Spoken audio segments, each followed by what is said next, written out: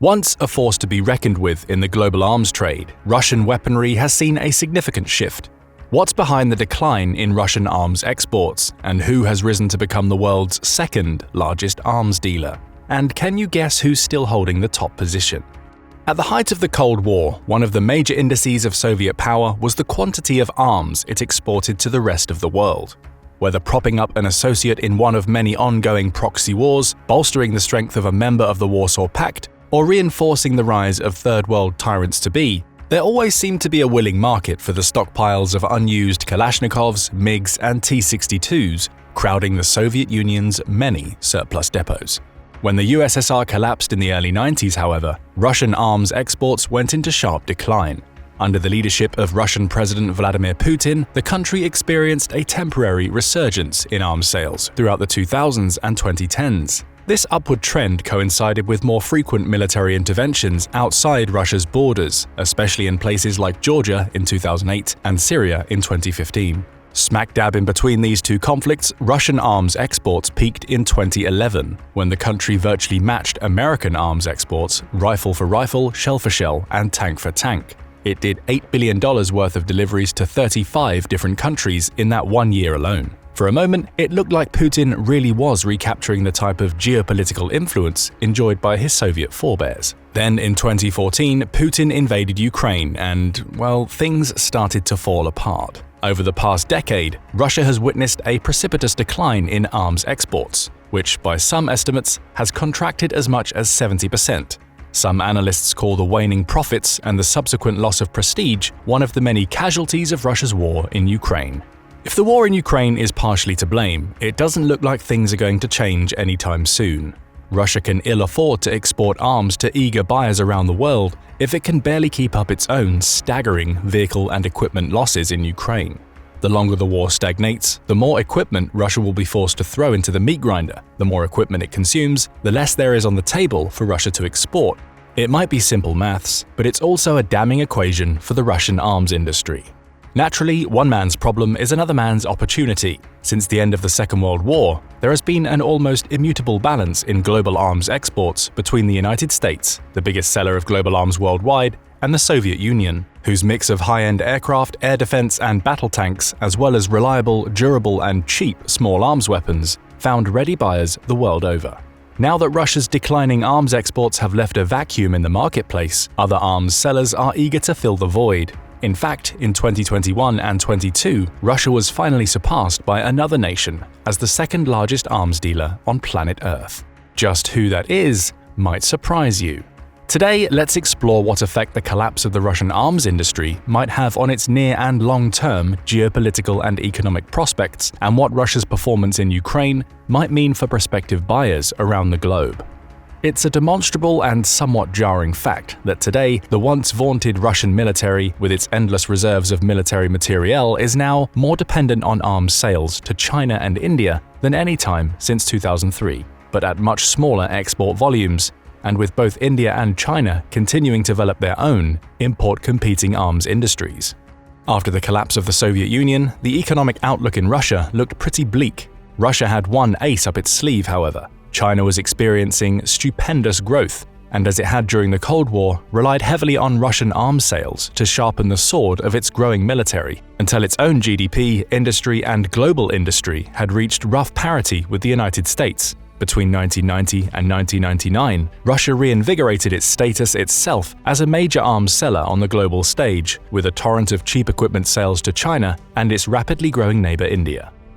Military experts have argued that while Russia's arms deals never amounted to more than a small portion of Russia's annual trade exports, between 2 to 5% overall, it has relied on weapon sales as a metric of soft power, a way to build patronage networks and advance its economic and strategic objectives around the globe. This worked with former Soviet states and power-hungry dictators and revisionist rogue leaders like Syria's Bashar al-Assad and Venezuela's Hugo Chavez, but it also worked especially well with Chinese and Indian leaders who could afford to infuse their military power with the more expensive systems Russia had on offer. There's a reason why the strength of Russia's arms exports have almost become synonymous with the strength of its global military partnerships and alliances. Once you buy a high-tech weapon system from another nation, you essentially lock yourself into a dependability cycle for the long haul. Former US Assistant Secretary of State Andrew Shapiro likened this binding process to the act of buying a modern smartphone.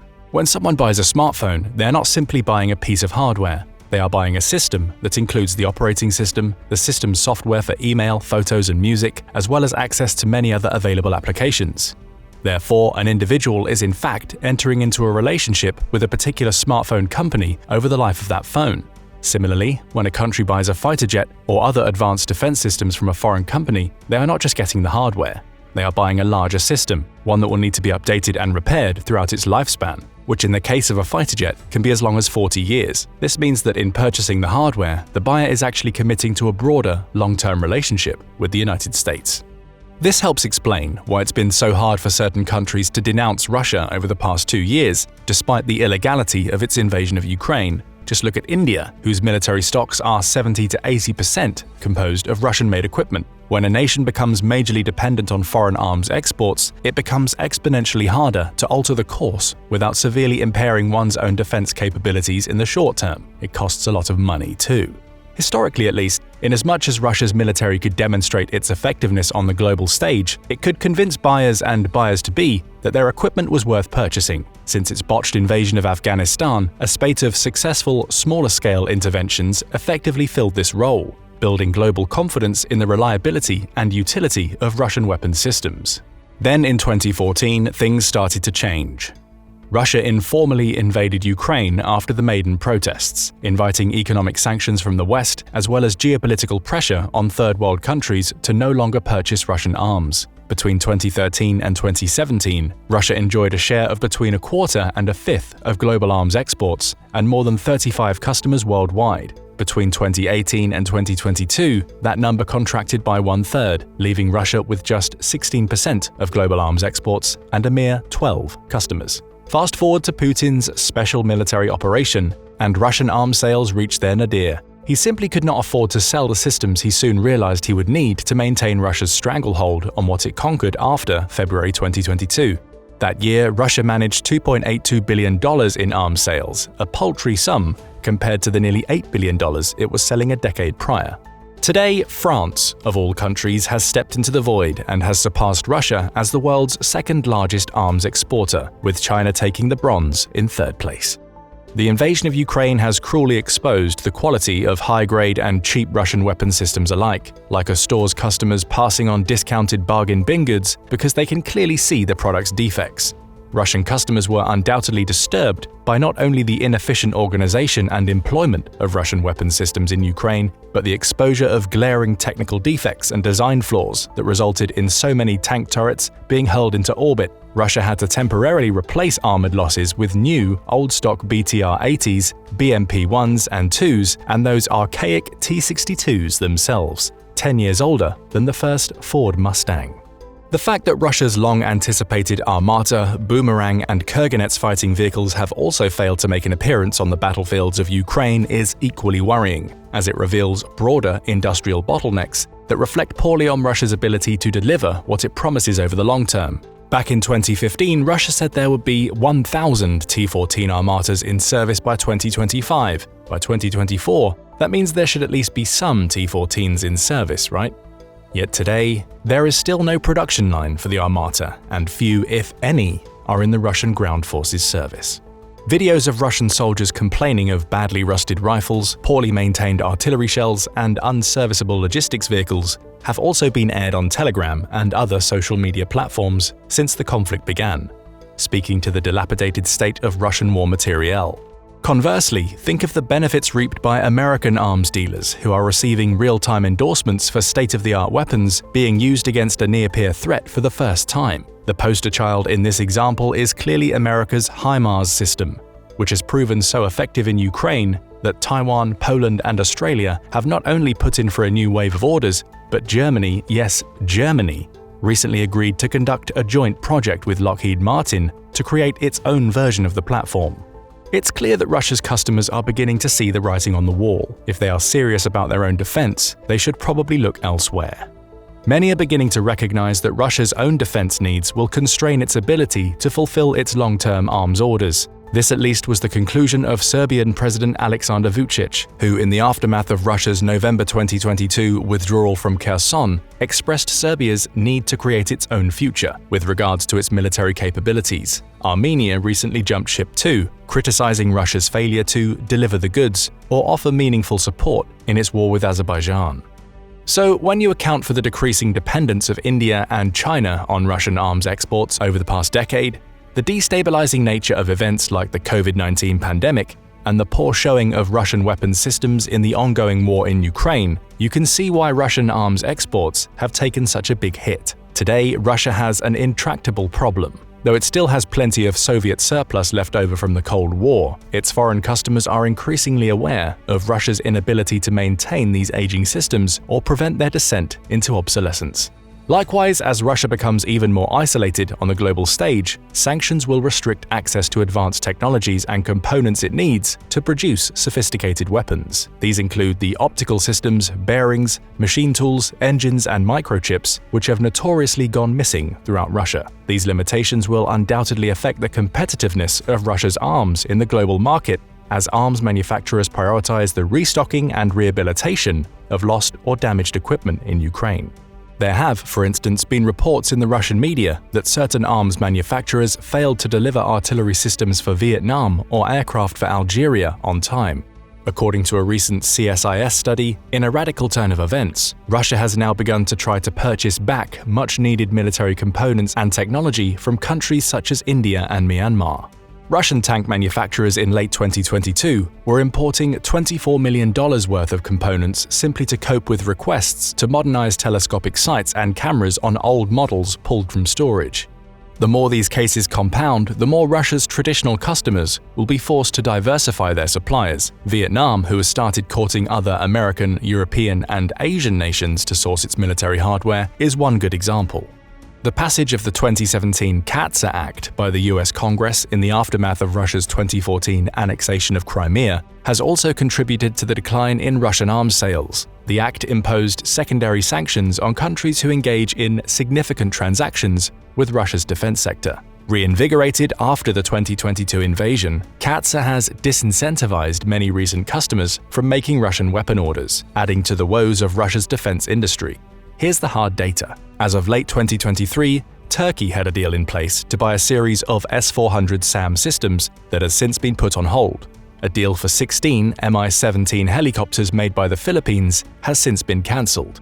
Russia did not make a single delivery to Egypt in 2022. Between 2018 and 2022, combat aircraft and helicopters accounted for roughly 40% of Russian arms sales. By the end of 2022, it had contracted out only 84 compared to 1,371 aircraft and helicopters ordered for the United States and 210 for France. There were only 13 pending deliveries for SAMs by late 2023. There were only 444 pending deliveries for tanks. Serbia cancelled its order of 2 Ka-32 helicopters owing to Western sanctions and war-related shortages. In 2022, Russia lost the markets of Greece, Cyprus, Finland, and a series of countries in Central and Eastern Europe, despite their historical reliance on Soviet and Russian-style systems and repair services. It's customary for nations at war to invest heavily in R&D, refine and improve existing weapon systems, and thus gain an edge over the enemy. Russia's declining arms export profits will severely limit its defense industry's long-term ability to innovate. Instead of advancing the development of its fifth-generation fighters, the Su-57 and Su-75, Russia has had to focus on ensuring it can maintain and replace its current fleet of second, third, and fourth-generation fighter aircraft. As it does so, it will continue to fall behind countries like China, whose R&D expenditures far outmatch Russia's in most categories. If it cannot afford to innovate, Russia runs the risk of repelling additional customers. It's a self-fueling cycle. Today, half of Russia's total arms exports are aircraft: MiG-29s, Su-27s, Su-30s, Su-35s, and Yak-130 jets doled out to Vietnam, China, India, Algeria, and Egypt. CAATSA sanctions have made it nearly impossible for Russia to find buyers for its most advanced offering, the Su-35, a plane it describes as a fourth-generation plus model, owing to the extent of its modifications and modern capabilities. China and more recently Iran are the only markets willing to buy, but Russia can hardly produce enough to warrant a serious bid. Even before the war in Ukraine, Russia only produced 5 Su-35s in all of 2021. Engines are a big part of Russian exports too, accounting for around 32% of its entire arms trade by late 2023. Russian-made engines extend the service life of Russian military aircraft, especially those currently employed by the Chinese Air Force. Lately, China has looked askance at Russia's ability to deliver the goods on its engine orders. It should surprise no one, but Russia has been struggling to fulfill its engine production quotas because, you guessed it, it relied heavily on Ukrainian manufacturers such as Motor Zich and Zarya Mashproyekt, which used to provide key components in Russia's engine production. According to several analysts, it's likely that the 2022 sanctions regime will further limit the Kremlin's ability to build high-quality aircraft engines in the foreseeable future, forcing China to take concrete steps towards the indigenization of the engine industry. Could these shortcomings lead to engine trouble for the broader Sino-Russian military alliance? The further you go down the list, the more Russia's issues compound. Russian manpads, anti-aircraft, and guided anti-tank missiles have always been safe purchases for Russia's faithful customers. Yet since the start of the war in Ukraine, Russia has lost hundreds of its own expensive air defense systems and has struggled to maintain the defense industrial capacity required to replace them. Hence, Moscow has to import from China. Russia has lost more than 2,000 tanks in Ukraine, roughly two-thirds of its entire fleet by some estimates, which has put severe pressure on its primary tank manufacturer, Uralvagonzavod, to replace them. It has 444 tanks on order, but this is far less than the 634 pending delivery from the United States, the 717 pending delivery from China, and the 990 pending delivery from the new boy on the block, South Korea. It's now been almost half a decade since Russia made any notable exports of large naval vessels. Smaller cruisers and patrol ships occasionally come off the line, but Russia's shipbuilding and submarine industry have been forced to work under similar constraints as Western sanctions limit their access to Western components. PR from the sinking of the Moskva and other ships didn't help either. Today, the Russian shipbuilders receive more acclaim for their capacity to produce peerless sunken reefs than their ability to manufacture safe and effective military vessels. Arms exports were once one of the few areas Russia could claim geopolitical parity with the West. No longer. Not only has it fallen behind the United States defense industry over a remarkably short span, it's now witnessing one-time customers like India and China diversifying their sourcing of military equipment and expanding their own arms export capabilities. Putin can expect Russia's arms industry to constrict even further as long as it forges ahead with the long-term occupation of Ukraine.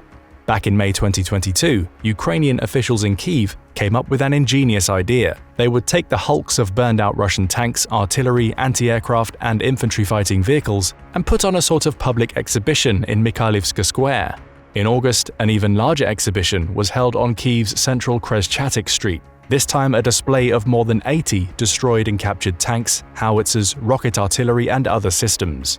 The destroyed equipment not only served as an important symbol of Ukrainian resistance in the early days of the invasion, it also reflected Ukraine's brilliant use of information warfare. For as we now know, the exhibition was not only a referendum of Russia's ineffective military, but a warning to potential purveyors of its once respected offerings. Buyer beware. So what do you think? Will Putin eventually be able to bounce back when it comes to arms trade?